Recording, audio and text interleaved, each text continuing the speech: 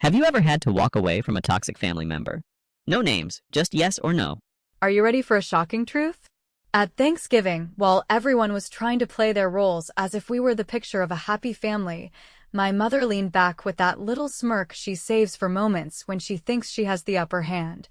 And she said that my sister should get the family home because she has what she called a real family to care for. I did not snap, I did not cry, and I did not try to argue in circles like I used to when I was younger. Instead, I took a sip of my drink, felt the heat run down my throat, and said, almost casually, that it was strange she felt that way considering I was the one who had been paying the mortgage all along. That one line shifted the entire table. You could feel the air change because for the first time in years, I was not playing defense. I was dropping something no one expected. To explain how we got there, you have to understand how things had been for years. When my dad's health started failing and my mom was pretending everything was fine, the bills began slipping behind. I would get quiet calls from my dad asking if I could cover just this one month because the medical bills had drained their account again. Then another month. Then another. My mom never acknowledged it out loud, but she always let the pressure build until I was the one who had to step in. And because I am the one who holds a steady job, the one who never asked for handouts, the one who never came home with debt collectors at the door, it always fell on me. Over time, I set up automatic transfers so my dad would not have to call and whisper like he was begging. I covered thousands of dollars over the years, not as some gift, but because I believed this house should remain safe for him, and because I thought my parents would one day admit that they knew who really kept it standing. But when my mom made that little performance at the table, it was clear she had written a completely different story in her head, one where Lena, my older sister, with her husband and kids, was the rightful heir, while I was just the single one, who should be grateful to even be included. My mother has always played this game of painting Lena as the golden child because it makes her look better when she brags to neighbors or church friends. Lena has the husband, the kids, the chaos that makes people nod and say, what a blessing, even if behind closed doors they are drowning in debt. My role in her script was the supporting character who helps, stays quiet, and never gets credit.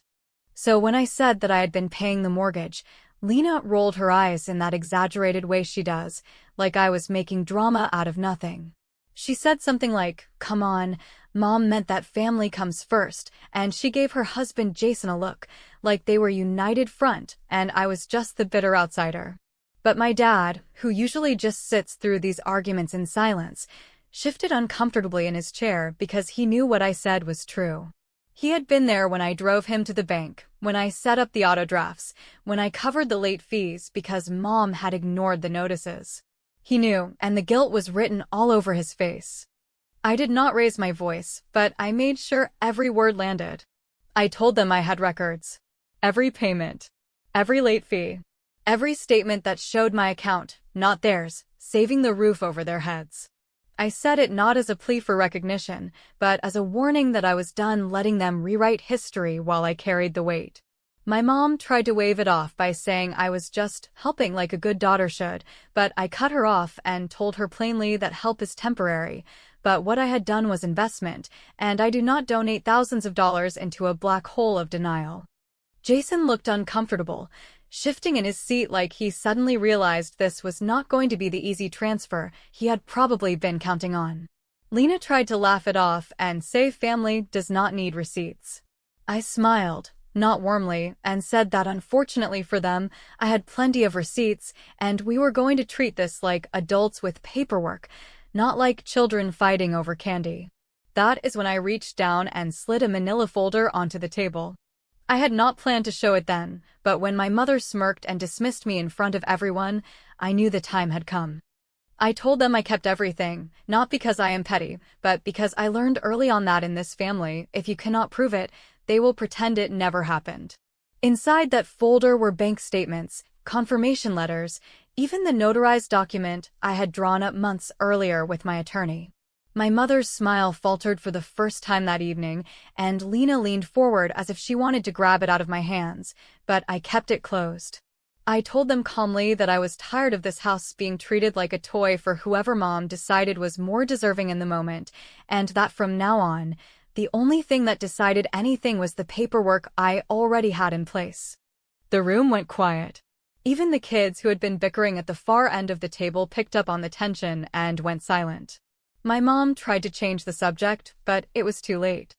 I had put the truth out there, and everyone knew it. The only question left hanging was just how far I was willing to go with that folder. And judging by the way Jason's face went pale, he already suspected that I was holding more than they ever expected. And I will tell you this, I was. When I say that the manila folder was not just a prop, but a quiet declaration that the rules of this family had changed, I mean that I had spent months collecting every transfer confirmation, every late notice that arrived with red letters across the top, every calm email from the lender explaining escrow adjustments and hazard insurance renewals, and every small, unglamorous document that never makes it into family photo albums, because I had finally understood that while my mother was busy performing respectability for neighbors and church acquaintances, and while my sister was curating the illusion of stability with staged smiles and matching outfits, I had been the only one doing the slow, boring work of keeping the foundation from cracking. And if I did not put that truth in writing with names and dates and signatures, they would one day sit in front of me with straight faces and tell me I had imagined it. So I slid the folder closer, not opening it all the way, just enough for the edge of a bank statement to show, and I said that we were done with the kind of conversation where one person monologues about sacrifice while another quietly foots the bill, and that from this moment forward we would only talk about facts, which is when Jason, who had been pretending to be an auxiliary character in a drama that did not involve him, cleared his throat and asked whether the bank statements actually mattered, since the house, in his version of reality, belonged to my parents and would pass, as he put it, to the family branch that could make the best use of it, a sentence so carefully neutral it practically glowed with self-interest. I told him that bank statements always matter because they tell a story about whose money went where and when, and then I called the mortgage officer, a patient man who had spoken to me more than a few times when the payment was at risk of being late. And I put the call on speaker, and while I did not ask him to share private information, I asked a question any customer can ask, which was whether he could confirm if the bank had a note on file indicating who had contacted them over the last year to resolve shortfalls and set up recurring payments, and he answered in a measured tone that without discussing balances or specifics, he could confirm that I had been the contact for delinquency notices and payment arrangements. A sentence that landed like a gavel because it came from someone with no stake in our family's mythology. My mother tried to salvage control by insisting that I had insisted on helping, that she had never begged, that she would have figured it out somehow, and that a good daughter does not turn family logistics into court exhibits. And I answered that a good daughter keeps a roof over her father's head when the person who should have been managing the bills is busy managing appearances, and that a smart woman distinguishes between generosity and investment, which is why, months earlier, after the third late notice in a single quarter, and after an emergency cardiology visit for my dad that left me shaking in a parking lot, I sat with a calm attorney who explained things in plain English and drew up a promissory note that listed every dollar I had covered and how future payments would be treated, together with a simple deed of trust securing those amounts against any transfer of title. And yes, it was notarized, recorded, and filed in the county records, and no, I did not do it to threaten anyone. I did it to prevent this exact moment where my mother tells a room that the house should glide to my sister as if the last years were just a family group hug and not a ledger full of my name. I placed the copy of the recorded instrument on the table and slid it toward Jason because I wanted him, more than anyone, to read the line he would pretend not to have noticed later, the one about acceleration upon transfer or encumbrance, which means that if anyone tries to move this house around like a chess piece without satisfying what is owed, the debt comes due, not someday, but right then, and as he bent over the paper with that stiff little frown men get when they see numbers they cannot argue with, Lena tried a last-ditch run at moral superiority by saying that family does not keep score, that we help each other, because that is what families do. And I told her that it is funny to hear that from someone who has turned the idea of being a real family into a coupon she presents at the register whenever she wants a discount on responsibility. Because the only people who hate receipts are the ones who never paid the bill. My dad spoke then, quietly, saying that he remembered the day I took him to the bank to set up the auto drafts, and he remembered the night I sat with him after the hospital when he admitted he had been pretending not to see the unopened envelopes. And while his voice shook and he looked down at his hands, I said that this was not about humiliating anyone. This was about ending a pattern where I was the dependable shadow they could erase when it suited them, a pattern that ends tonight. Jason tapped the paper with his finger and asked, in a voice that was suddenly much smaller, whether this clause meant that a family transfer to Lena and him would require paying off the secured balance, and I nodded and said that it meant exactly that. And it also meant that if anyone had been telling third parties that a transfer was pending, those parties should probably be updated before they made assumptions that could get messy, which is when his face drained just a shade and he glanced at Lena, who stared back at him with that look couples have when they realize their private conversations are about to be put under a very bright light. I did not need them to confess. I already had the email that Lena once forwarded by mistake, the one where a private lender congratulated them on a pre-qualification based on a projected family title transfer. And I had the screen capture of a text where she asked me, sweet as syrup, for the exact remaining mortgage balance for school forms, which had never been school forms at all. So I took a breath, met her eye, and asked which app they used for the pre-qualification. Because if a lender was operating under incorrect information about collateral or timing, I wanted to make sure they heard the truth directly, not later, not in a panic, but right now while we were all sitting at the same table pretending this was just a misunderstanding. And, before either of them could answer, I flipped the folder open to the page with the lender's logo, placed a fingertip on the header, and said, very calmly, that we could make the call together if they preferred, or I could do it myself with a very simple statement that no transfer had been authorized and that a recorded encumbrance already existed, and as the room went silent and my mother's mouth opened without words, I looked back at Jason and repeated the question, asking, slowly and clearly, which app they used. When I asked which app they used and Jason tried to pretend he had not heard me while Lena stared holes into the tablecloth as if the pattern could provide an exit, I let the silence stretch just long enough to make it clear that we were done with the part of the evening where people spoke in generalities about sacrifice and loyalty and started the part where we dealt with concrete actions that had already happened. Because if a private lender somewhere was operating on the assumption that a family transfer was pending and that this house could be slid across the chessboard like a bishop on an open diagonal, then the only responsible move was to correct the record before anyone got harmed. And if that meant shining a bright light on who had been saying what to whom, then so be it, since the only people allergic to daylight are the ones who have something to hide. Lena finally said the name of the lender in a voice that could barely carry across the table, and it was the same logo that sat on the letter in my folder. The one she had forwarded to me months earlier with a chirpy line about how she needed the mortgage balance for school financial aid forms, a message that today stood there like a small,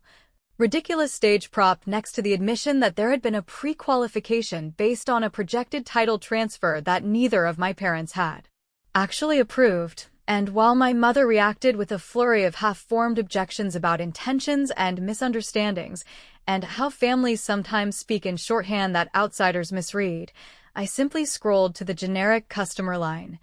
tapped the speaker icon, and when a polite representative answered, I identified myself by name, said I was calling to provide a factual update regarding an address that might appear in their files, and explained, in careful and neutral language, that no transfer of title had been authorized or scheduled, that a secured interest in favor of the party responsible for recent mortgage payments had been recorded with the county, and that any reliance on an informal family promise would be inconsistent with the actual documents on record, which is a long and dry way of saying, please stop planning around a fantasy because the paper does not support it. The representative thanked me for the clarification and said that any pre-qualification not supported by verifiable documentation would be reviewed accordingly. which in the language of lenders means that a casual dream dressed up as a pending deal would quietly be stripped of its borrowed glow. And as I ended the call and placed the phone face down on the table, Jason exhaled like a tire losing air while Lena muttered that I had embarrassed her, that I had no right to interfere, that if Mom intended to give her the house, then I had just sabotaged her family's future, and I answered in the plainest voice I could manage that you cannot sabotage a future that was built on an assumption you never secured. That what I did was tell the truth before a lie got expensive, and that if anyone was embarrassed, it should be the person who sent a lender a story about a transfer that did not exist.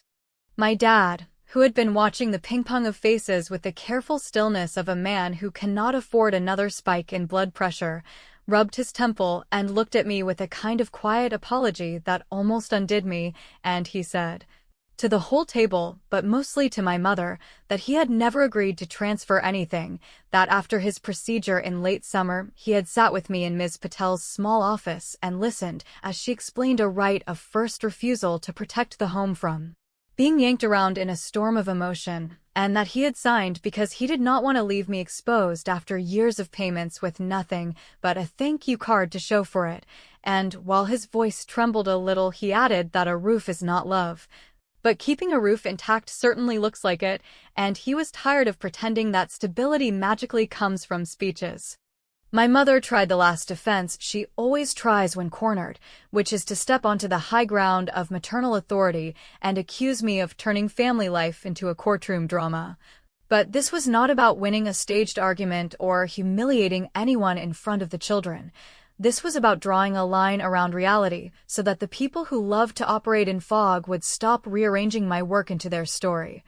And I told her that, and then I said something I had avoided saying for a long time, which was that my contributions were not favors tossed into a well for luck. They were structured payments with a recorded security interest and a repayment schedule that could be satisfied in a number of ways.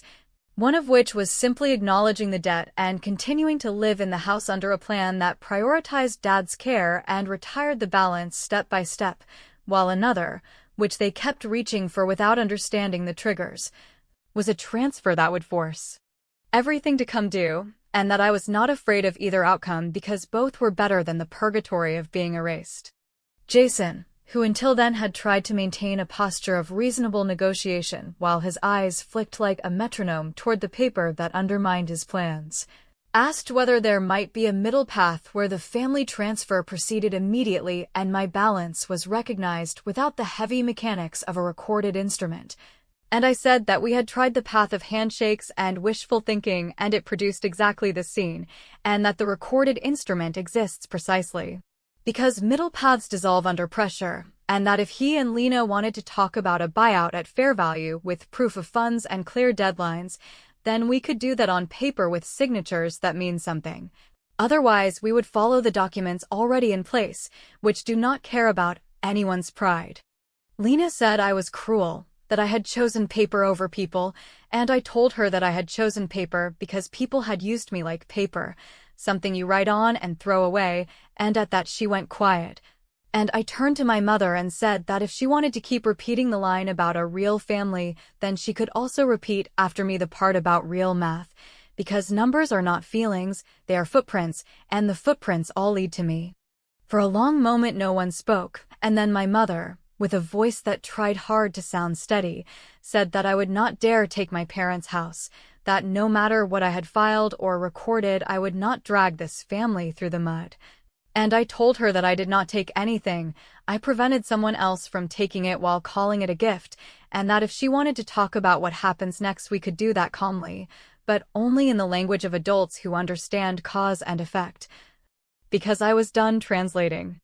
And then I looked around the table at the folder, at my dad's tired eyes, at my sister's wounded pride, and at the man who had just realized that other people's labor would not carry his debts, and I said, without raising my voice and without any flourish at all,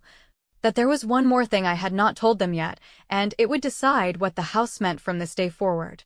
When I said that there was one more thing I had not told them, my mother sat up straighter as if she was preparing to swat away another exaggeration. My sister crossed her arms like a teenager caught sneaking out past curfew. and Jason stared at the table as though he could will the conversation into silence. But what they did not realize was that the very thing they feared most, that I might have thought further ahead than they had, was exactly what I had done, because I had not only documented the money I put into this house, but also created a structure that secured my father's stability long after anyone's guilt speeches or promises lost their effect. I explained, slowly and without raising my voice, that during the same meeting when Dad had signed the right of first refusal, Ms. Patel had helped us create a simple living trust that placed the property into a framework that recognized three things clearly. First, that Dad would remain a lifetime occupant with his care expenses prioritized before anything else. Second, that the sums I had contributed were secured as a debt that must be repaid from either sale or rental proceeds. And third, that any attempted transfer or sudden arrangement would not only trigger repayment, but would also immediately invoke the trust's oversight, meaning that no one, not even Mom in one of her dramatic moods, could pretend the house was free to be handed over like a birthday gift. My mother tried to interrupt by saying that no piece of paper could override what a mother chooses for her children, but I cut her off before she could roll into one of her sermons about sacrifice. And I told her that this was not about overriding her choices, but about containing them, because when one person consistently makes decisions that place another person's health at risk and another person's finances on the line, then the only responsible step is to build walls that keep damage from spreading, and those walls in this case were legal documents that do not bend to guilt or tears. I laid out the math, not as a weapon but as clarity. The unpaid balance of my contributions stood at a number that made Jason visibly flinch. The fair market value of the home was higher than any of them had been pretending. And the monthly escrow requirements were not optional background noise, but legally binding obligations that had been quietly met by me month after month. I told them there were two paths forward. The first was that Lena and Jason could buy out my secured interest at fair value within a defined time frame, providing proof of funds and signing the necessary transfer documents, in which case the trust would release its hold once repayment was complete. The second was that, if they could not or would not, the property would convert to a rental managed by a neutral third party, with proceeds first covering Dad's care, then servicing the balance owed to me. And only after those obligations were met would any remainder be considered family surplus. Lena reacted as if I had just robbed her at gunpoint, saying that I was weaponizing Dad's health and turning family into tenants in their own home, and I told her that I was doing the opposite. I was guaranteeing that Dad would never again be left in a position where his prescriptions competed with mortgage payments, and that if she wanted to see cruelty, she could look back at the years when I was quietly covering costs while being erased from the story, because that silence was what nearly killed him with stress. I announced that an independent nurse assessment had already been scheduled for Dad and that I would be paying the retainer out of the next available funds, whether that came from the first month's rental proceeds or from a buyout check, whichever arrived first. And that this was not negotiable, because control in this case was not cruelty, it was protection, and if they wanted to spin that into betrayal, then they were welcome to, but it would not change the fact that for once in this family, the math was aligned with the truth. My mother said that I was cold, that I had stripped away love and replaced it with contracts, but my dad, who had been silent for most of this, cleared his throat and said in a voice that was almost a whisper that what I had done was not cold at all. It was the first warm thing anyone had done for him in years, because while everyone else was busy arguing about who deserved the home, I was the only one who had made sure the home actually remained standing, and he said that if he had to choose between hearing another empty promise or seeing a piece of paper that guaranteed his care, he would take the paper every single time. I turned to Lena and told her that if she truly believed she could find the money, then she should have no issue producing a proof of funds letter by Monday, because words were cheap, but liquidity was not. And if she wanted to keep claiming the house as her inevitable inheritance, then she needed to back it with numbers that could actually clear the obligations on record. Her face hardened. She said she would find it, and I nodded slowly, telling her that I would be waiting for the letter, but if it did not arrive by the deadline, then we would not be talking about inheritance anymore. We would be talking about leases and rental checks, and once that door opened, it would not close again just because she wanted to pretend none of this had happened. And then I sat back, folded my hands, and let the silence weigh heavier than any scream could have, because for the first time, they understood that this was not a bluff or an emotional outburst. It was a plan already in motion. And the only choice they had left was whether they would walk into it with dignity or be dragged by the weight of their own borrowed lies. Monday did not arrive like a threat or a dramatic drumbeat, but like any other weekday that asks whether you are going to keep a promise you made out loud, and by the time the afternoon light thinned and the bank lobbies were moving into that tired end-of-day shuffle, there was no proof of funds letter in my inbox, no call from a lender ready to wire a buyout, no message from my sister acknowledging the math she had tried so hard to wish away, only a clipped text from Jason asking for a small extension framed as respect for the holidays and for family harmony, and while the old version of me would have inhaled that bait and swallowed the hook out of habit, the woman who had spent months building a structure that did not depend on anybody's mood replied with a short and very clear note that an extension could be considered only on written terms that protected my father first, honored the recorded instruments second, and admitted the facts in writing because the era of open-ended favors was over and the clock now had teeth. By noon the next day, Ms. Patel had sent the necessary letters with the kind of calm precision that makes people stop pretending there is wiggle room where there is none, a notice of intent to convert the property to a rental in the absence of verified funds,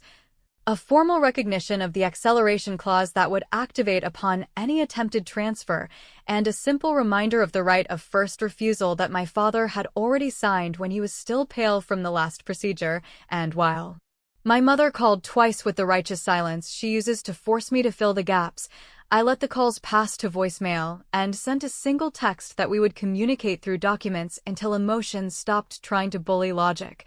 which is another way of saying I refuse to be pulled back into the old house of mirrors where words meant whatever the loudest person decided they should mean.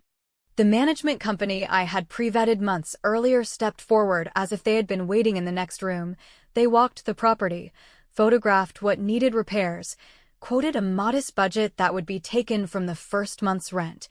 and explained a straightforward timeline that did not care about who called whom selfish at the dinner table. And as I signed the management agreement and confirmed the listing terms, I felt the first real free breath I had taken in years, not because I was hurting anyone, but because I had finally ended the unpaid labor of keeping a house upright while being told it was never really mine to secure, which is a special kind of theft people perform with a smile. When the first month's rent cleared and hit the trust account, I did not pop champagne or write a victory post. I opened the invoice from the home health agency and paid the nurse retainer for my father. Then I scheduled the next cardiology check and set the remainder to retire a chunk of the secured balance, and only after those line items were satisfied did I stop long enough to feel what it is like to watch money behave exactly as it should, serving the person who needed care and repaying the person who made that care possible, without speeches, without guilt, and without the kind of storytelling that makes villains out of boring words like escrow and amortization. Jason tried again with a softer tone, saying that if I could just forgive a portion of the debt right now we could all move forward, and I told him I was not the obstacle to moving forward, the facts were. And then I offered something that surprised even me, because it came from the place I had been trying to protect all along, which was that I would forgive a clearly defined slice of accrued interest once the first 3 months of on-time rent had directly funded my father's care and the remaining payments had flowed without games, because justice is not the absence of generosity, it is generosity that cannot be exploited, and I wanted my last move to prove that you can be firm without being cruel, that you can fold your hands and say enough while still placing a blanket over someone's shoulders. My mother finally confronted me, not in a grand showdown, but in a tired call where she said that I had humiliated her, that I had turned the home she curated into an income stream. And I told her that what humiliated her was not my structure, but the loss of her script, that the house had been an income stream for everybody's ego long before it funded anything real. And that if she wanted the pain to stop she could begin by telling the truth out loud, that her younger daughter had been paying The mortgage while she performed perfection, that her older daughter had been poised to accept a gift that was not hers to receive, and that her husband had been kept alive by the quiet labor of the person she most enjoyed painting as disposable. And after a long silence that sounded like a drawer closing, she said she would think about it and hung up without saying goodbye. I drove to meet my father for lunch at a small place where no one knew our names, and he slid a folded note across the table, a shaky thank you scribbled in pen that had bled through the paper, and he said that he felt safe for the first time in a long while. Not because he expected to be taken care of like a child, but because he could finally stop pretending that love and logistics were enemies, and I told him that in this family they had been, and that I was done playing that impossible game. And we ate in a quiet that did not feel empty at all. It felt like the opposite of performance. That night I sent my sister and Jason a copy of the updated budget from the management company and a clear schedule that showed how the next months would move, and I added a single line that if they ever did gather the funds for a clean buyout at fair value, I would listen, but that until then I would not be taking calls about feelings, because feelings had almost cost a life, and they had certainly cost me years, and this time the ledger would be written in a language that did not lie.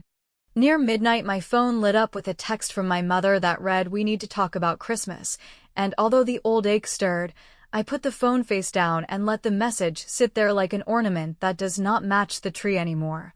Because the season I was entering did not require permission or applause, it required only the quiet certainty that I had played the long game. I had told the truth with paper and with action, and I had walked out of the room not as the daughter who paid in silence, but as the woman who changed the rules and, without breaking a single promise to herself, finally won.